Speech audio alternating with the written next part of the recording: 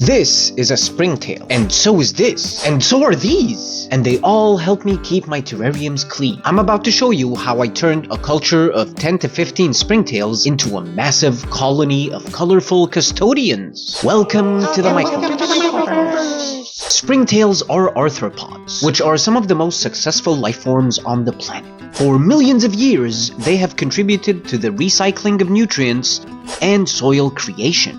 When people use the term bioactive in reference to terrariums, they mostly are referring to the existence of microfauna like springtails and isopods, which, if coupled with live plants, creates a miniature closed ecosystem.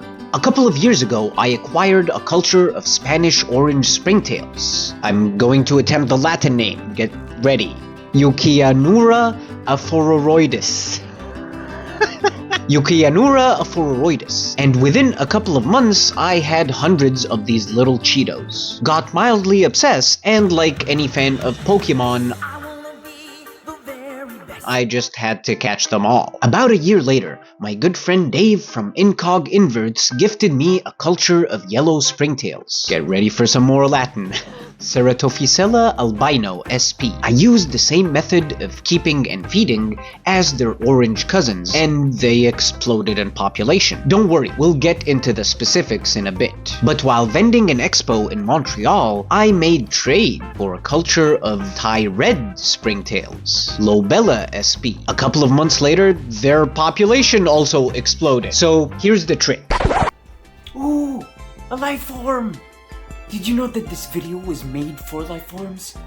If you want to keep seeing videos about life forms, hit buttons, hit any button. Most people keep springtails on a charcoal bedding with a few inches of water to keep the closed system hydrated. This, I found, is a mistake. These life forms are detritivores and need something to break down or decay. Charcoal, however, does not do that.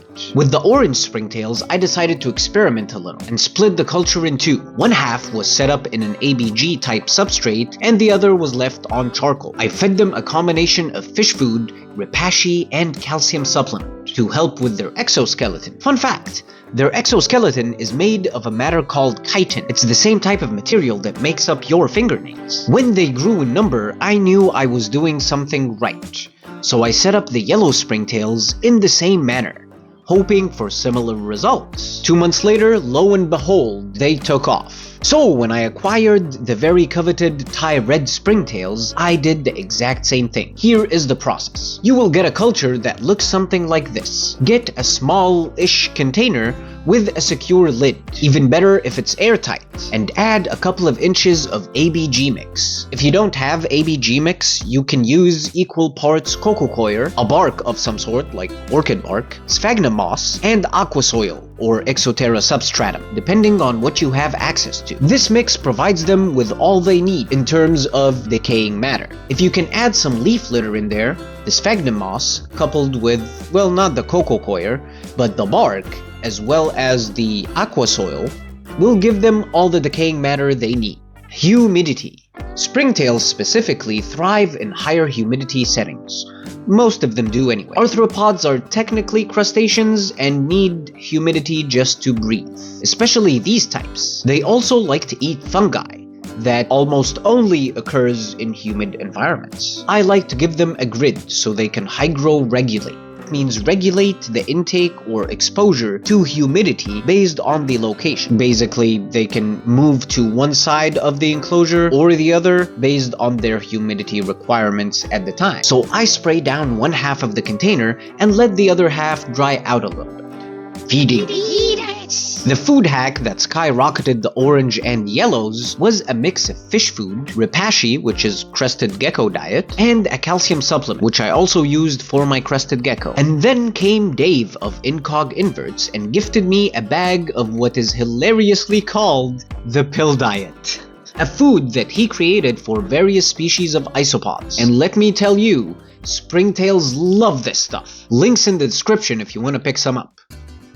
Springtails in general are not hard to come by. If you have taken moss or a piece of wood from the forest, there is a good chance that you have brought home some springtails. But if you're looking for tropical springtails, you will most likely find them at your local exotic pet store. Or if you're looking for the more colorful varieties, it will take some research, patience, or just finding an online store that ships to your area. But if you're in or around the Ottawa area of Canada, reach out to me on Instagram or come find me at an expo.